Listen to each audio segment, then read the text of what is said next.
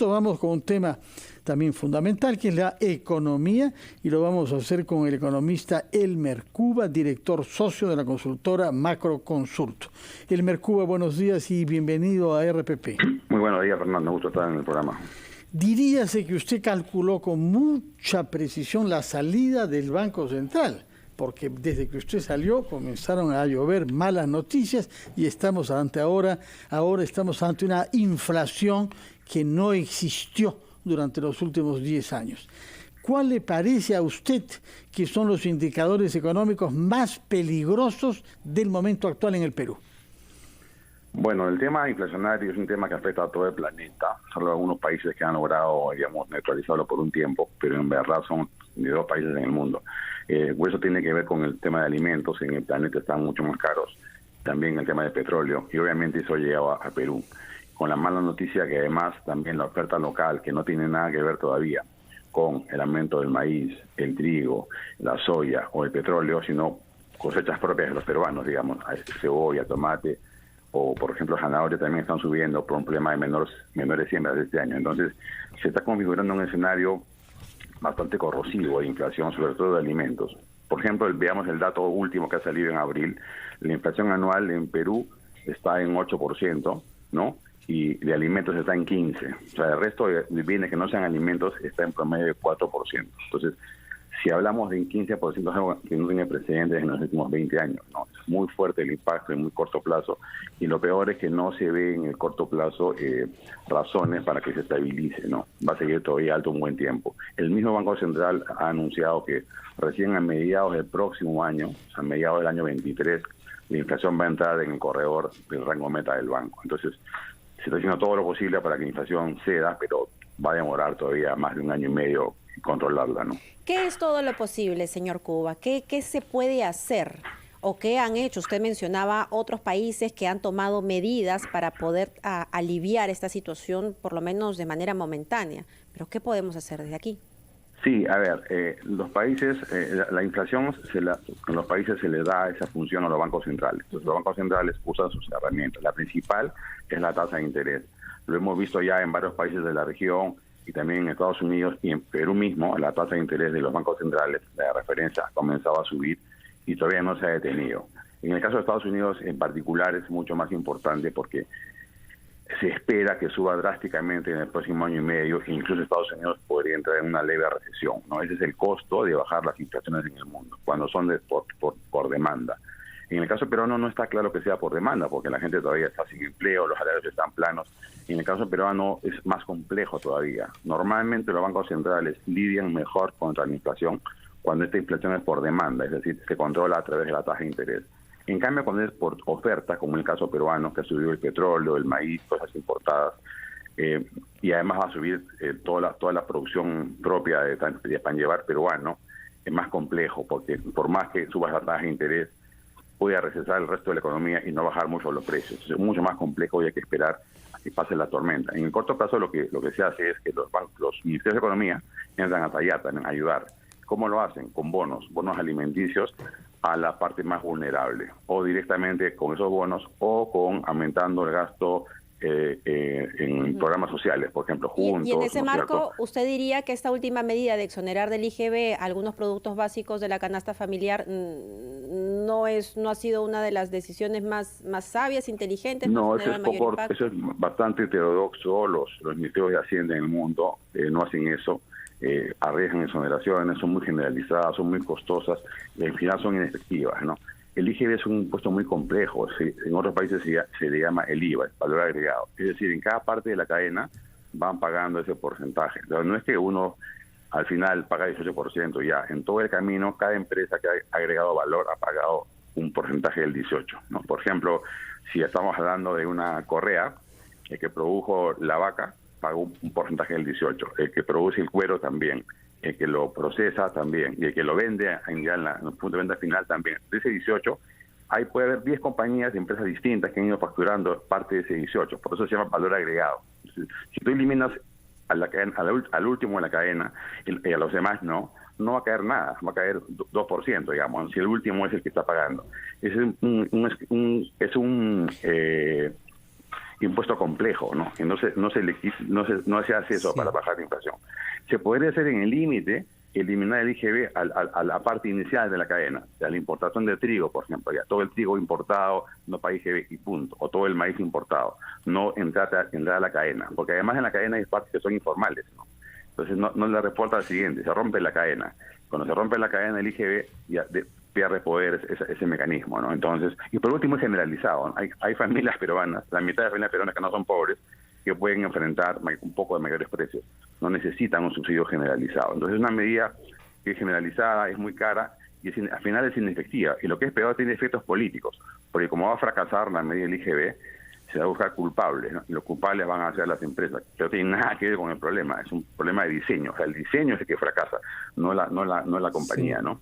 Entonces, en resumen, la manera correcta es la que estamos haciendo, subiendo tasas de interés, pero el MEF puede ayudar con bonos alimenticios en el corto plazo. Y nada más, está lloviendo, todo se moja un poco y eso ocurre, se llama choque de ofertas, son inevitables, es como una mala cosecha, es como en el clima, hay que soportarlo, pero en ese soporte hay que ayudar a las familias más pobres, ¿no? Y no tener políticas erradas como la del IGB, que son caras y son fracasadas y nadie va a reconocer el fracaso. Yo no me imagino al señor Torres, Aníbal Torres, reconociendo el fracaso de la medida, ¿no? Va a culpar a gente que es absurdo, porque de esa manera no hay inflación, ¿no?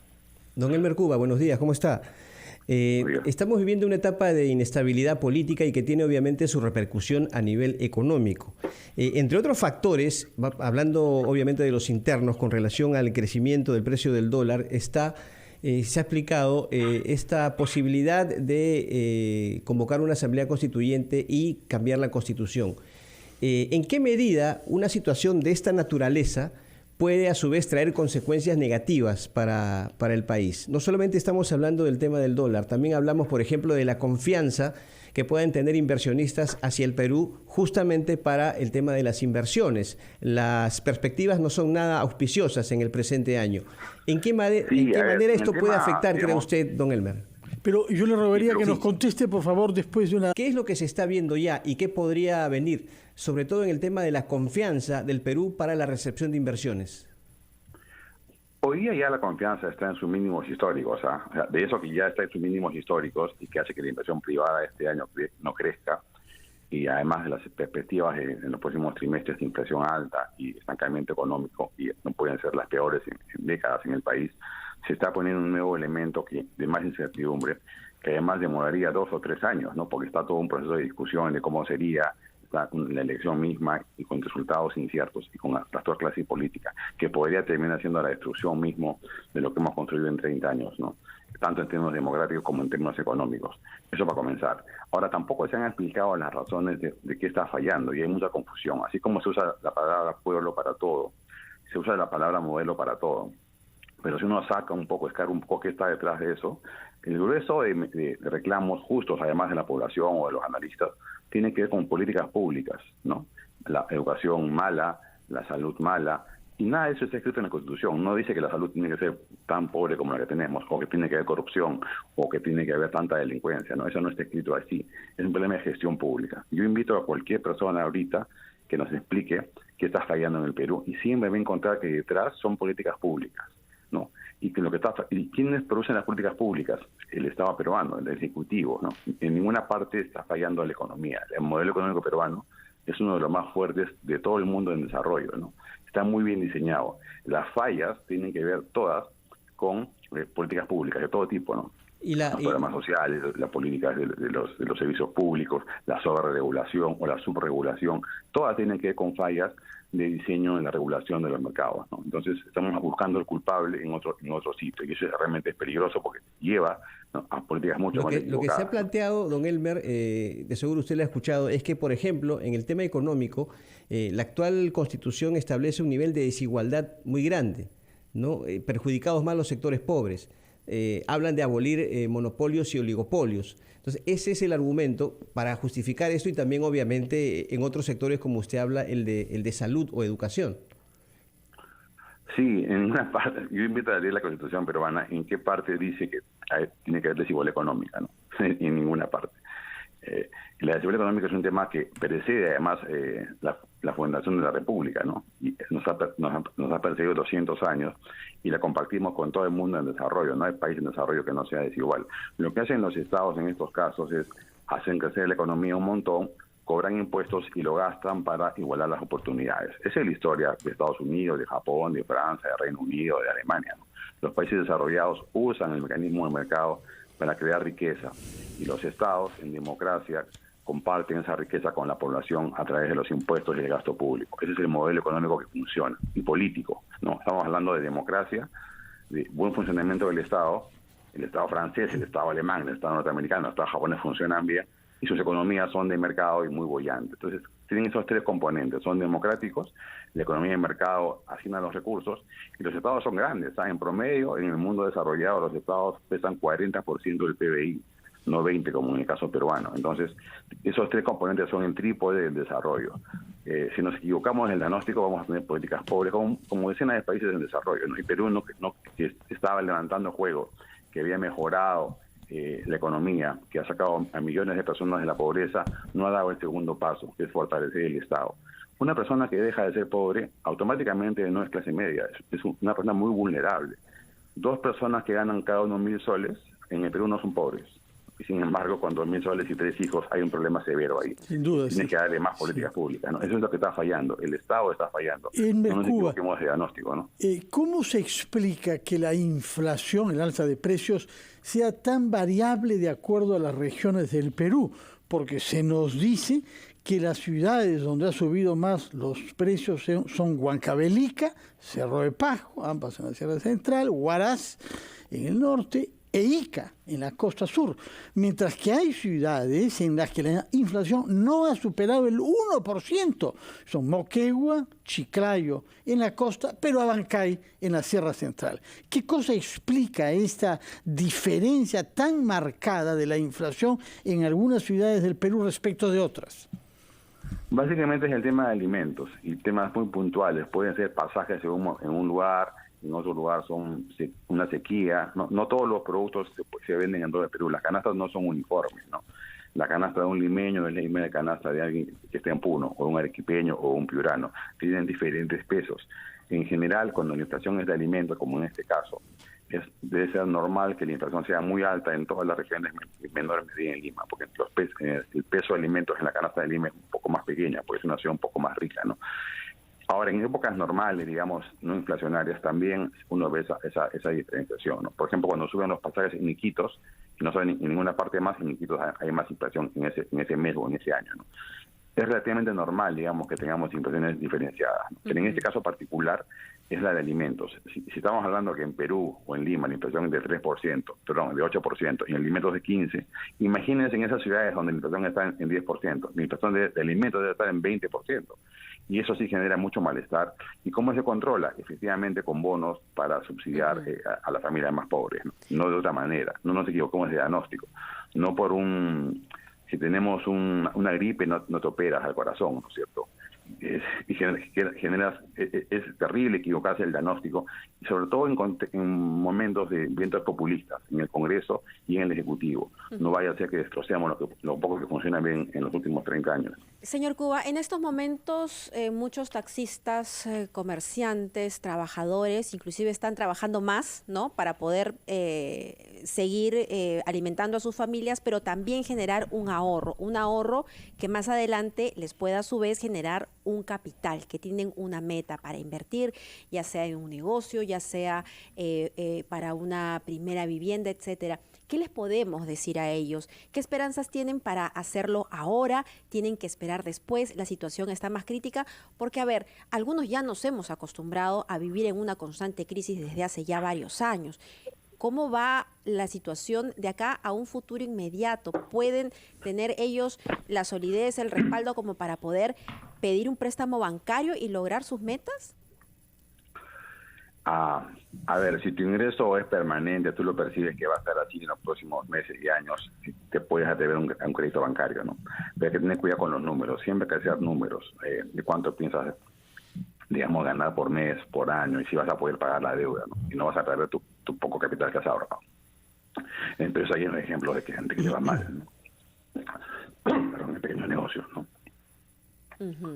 O sea, lo que se necesita es estabilidad y es algo que en este momento no se puede ofrecer, dada la encuesta también que se realizó ayer de CPI. Hay un buen porcentaje de ciudadanos que han perdido sus empleos y otros que están desempleados, que nunca lograron, sobre todo los jóvenes que hasta ahora no logran encontrar trabajo. El tema laboral está efectivamente estancado. Los trabajos que se encuentran trabajos, pero básicamente en el mundo informal y de manera independiente, ¿no? Pero lo que más ha dado empleo en estos últimos 18 meses es el empleo independiente. Ni siquiera alguien que sea tu jefe, sino tú mismo te generas un empleo. Son empleos precarios, son muy inestables, ¿no? Y muy por debajo del salario mínimo. Eso es lo que está generando la economía. Ahora, pero es muy fuerte. En otro país que con este tipo de presidente, este tipo de Congreso, tendríamos ya cantada una recesión abierta, ¿no? Lo fuerte de Perú es la estabilidad macroeconómica, fiscal y monetaria, que todavía la mantenemos y esperemos que mantenga así. Pero todo lo demás, el auto está, no tiene un mal chofer, el clima está complicado, ha comenzado a llover, el terreno se ha puesto muy rocoso, muy fangoso también en ciertos tramos, y no vamos a cambiar de auto, ¿no? Y cambiar el modelo económico. El problema es la conducción misma que está fallando. Don Elmer Cuba, otro de los planteamientos que hemos visto en estos días y que se ha planteado, valga la redundancia, también a través del Ejecutivo y de congresistas, es volver al tema del control de precios, sobre todo de aquellos productos de primera necesidad. ¿Qué opina usted? Repito, tomando como referente experiencias pasadas. El control de precios es el equivalente a perder las neuronas en el cerebro. Dejan de dar información, perder la sangre. O en el auto, cortar los controles que llevan a la gasolina, al acelerador o al freno, ¿no? Los precios te dicen si es rentable producir o no, cuánto debe costar, ¿no? Si se ha aumentado el costo, hay que trasladarlo, qué es lo que debes comprar. El ama de casa va a comprar y comprarlo más barato, ¿no es cierto? El empresario produce donde es rentable. Romper el sistema de precios es romper lo principal del modelo económico, ¿no? ¿Qué países lo han hecho? Mira Argentina, inflación de 50% al año. Exacto. Mira Venezuela, ¿no? Mira Nicaragua, mira incluso países como China, que están en la ola comunista, los precios son libres, ¿no? Reflejan sus costos, ¿no? Entonces, eso no necesitas tú cambiar la Constitución para comenzar a estropear lo poco que tenemos bien, que es el sistema económico, ¿no? Muy bien. Don Elmer Cuba, muchas gracias por haber estado con nosotros esta mañana en Ampliación de Noticias. Muy buenos días. Buenos días.